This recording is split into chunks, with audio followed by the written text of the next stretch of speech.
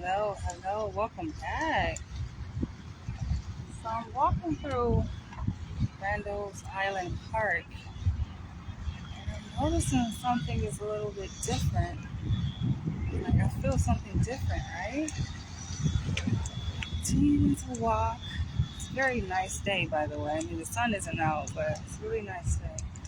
So I'm continuing to walk. I'm like, what is it? Something feels different about this place. And I'm seeing like different faces of people. And I noticed like a higher concentration of Africans. And then it's kind of like dawning on me like, wait, what is this? So I'm like, what is this? These are makeshift tents, right? And then I begin to connect the dots. And I'm like, wait, is this one of the asylum shelters? I think it is. Let me ask this guy. Excuse me, is this like an asylum shelter? Oh, sorry. No? What is this? You don't know? Okay. I think they're one of the people, though, that just passed me that I asked that question to. So I think that they are wearing ID badges. He just said he's sorry he don't speak English. He speaks enough. He speaks enough, but I think that that's interesting. I really do. I think this is one of the asylum shelters, and they have them scattered throughout New York City, especially in areas that have a lot of space, such as this park, Randall's Island Park. They have it in Queens. They have it like all over. Interesting. I think that is exactly what it is. And we had a discussion about this at my workplace.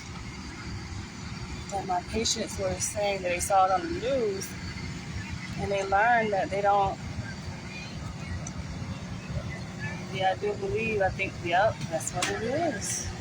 So you need a badge to go in here, apparently. Interesting. So, like, the patients that they saw on the news, and they were like, they weren't allowed. They saw that on the news, the asylum seekers weren't allowed to leave the shelter, I guess, until they got processed. But interesting. Yo, so this is where they have them. Hold on, flip the camera. This is where they have them. One of the shelters. But it seems to be, from what I'm noticing, predominantly African people. Here.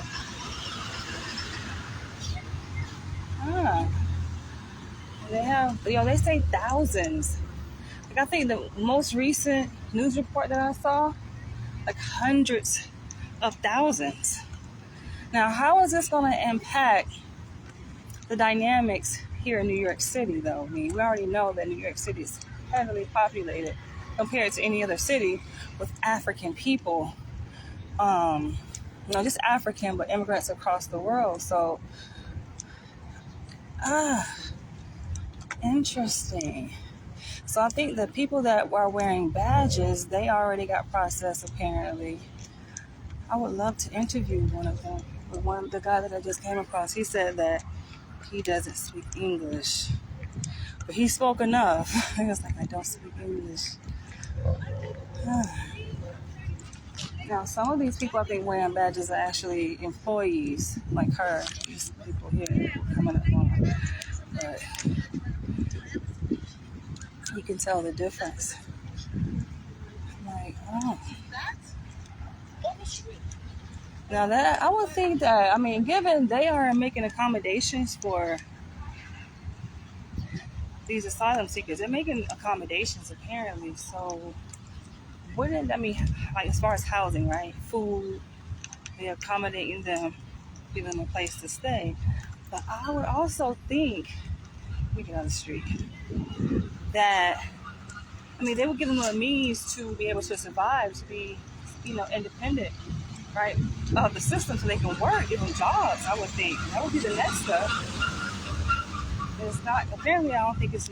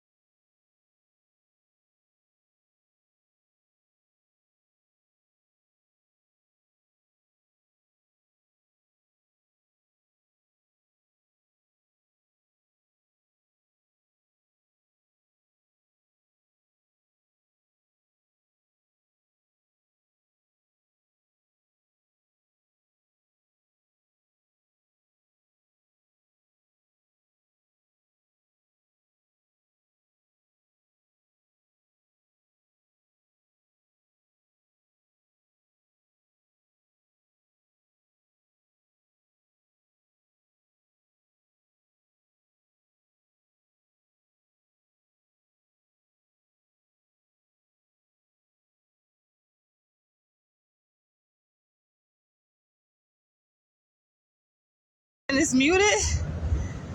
This is okay. Sorry. The whole time I was muted, you guys. All right. So let me backtrack to what I was saying.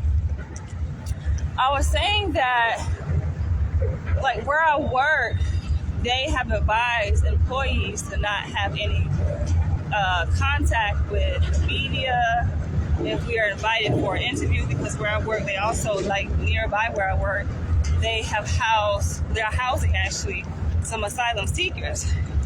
So they have advised, I think I did that when I accidentally hit the sticker button. But anyway, they advise employees, not to have any contact with the media if we're invited for an interview. And I was just saying, like, who are they to tell us what to do? But it also made me think about how they also indicated that these asylum seekers, let's take a break right here. Let's take a little pause over here, this bench. They also indicated that the placement of the asylum seekers at these various sites throughout New York City should not have a direct impact on the operations. Let's say, for example, where I work, and I'm thinking, like, I don't see how they will not have a direct impact. There's no way that thousands of people can come, who are displaced, can come to a city like New York. And just let's break this down. Let's think about it. I don't know, like, at what point during my video that I accidentally pressed the mute button. I pressed the speaker button by accident. But I'm like, I truly believe that it's just inherent within human nature that we naturally have a need to obviously survive, to be self-sufficient, taking care of ourselves, to adapt. And so we're talking about two competing forces, right? Because here on one hand, the government apparently is providing shelter, safety, food, potential resources such as job opportunities for these asylum seekers. And I'm wondering, under what conditions are they held to be able to maintain this offer, right? Under what stipulations? Because I'm looking at some of the faces of, some of these asylum seekers, and I'm just like, how long are they going to be able to last with these? I know they have guidelines, I know they have rules. Like, they're wearing, these people, I'm thinking that they're employees. I'm like, wait, is there an event? At first, when I first saw the tents, the white tents that we just passed, I'm like, is this an event? And then I'm like, it kind of dawned on me very quickly that, wait a minute, I think these are asylum seekers. I'm looking at, like, some of them, how they dress. I'm like, they don't seem like they have that many resources. They don't seem like they have that much money, Some of them seem like malnutrition. So I'm just like, I think this is an asylum seeker shelter site. And they are wearing ID badges. Obviously, they have been processed and everything. So I'm just like, how long is this going to last? And to really what extent are these shelters able to manage, these asylum seekers? To what extent can they control, and keep them kind of bound and confined within one area? Like, they have them confined there on an island here. Other sites, from the other sites that I'm aware of, it's a large landmass, but to what extent are they able to keep them there? I'm pretty sure some going to wander off. That's just what I'm thinking. And they're going to just say, man, to hell with this. Because as I was saying, initially, it's just kind of inherent within human nature. We may acquiesce to certain rules, guidelines, but then over time, it kind of dwindles away. Like, our conformity to what's expected upon us, what has been imposed upon us in terms of rules and guidelines. This is just like basic human nature. You're going to kind of start to habituate to that, and kind of start doing your own thing, so to speak, right? So, like I was saying, it's two competing forces between what's inherent within them, our inherent drive to just be self-sufficient, take care of ourselves, versus what they are being told to do. Like, you can't leave the island, right? You only can go but 100 feet within the shelter site. I don't know exactly what they're being told, but I'm just imagining, right? I don't know if you guys can sit underneath this bridge. It may not be the best place to sit, but it just makes me wonder. It's like, interesting. All right, let's continue to walk. I'm actually about to end this video because I am about to just enjoy this time out here. I did take some time off to clear my mind, preparing for the next step, the next phase in my journey. So I'm always like in transition, transient movement, you know.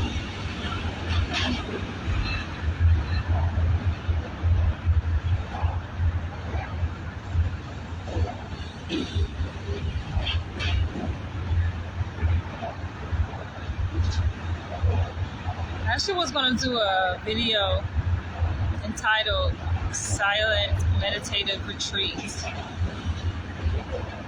especially given like in all my videos I talk, and I talk considerably a lot. It's a beautiful day, y'all. But what do you guys think? Share your comments below. How long do you think this is gonna last? For those who know me know I am clumsy. I'm liable to drop something.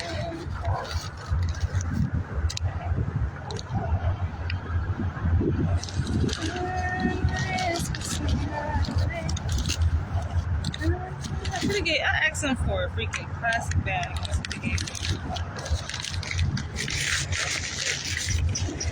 And I want to feel the heat with somebody.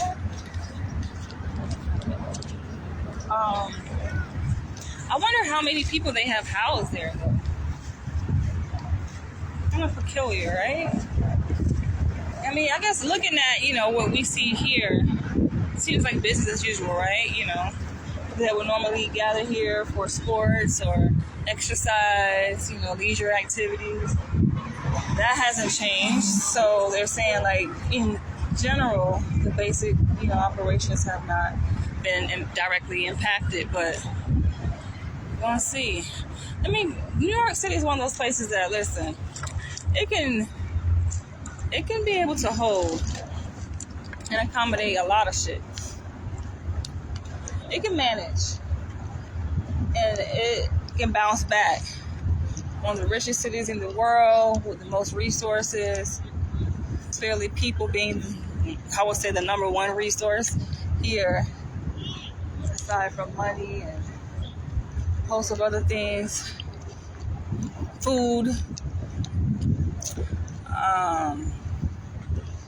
Yeah, I think that definitely it can hold, it can accommodate. It would be nice to be able. I imagine none of these asylum seekers speak English, like fluently anyway, enough to be able to have a conversation. But I'm going to end this video. Interesting.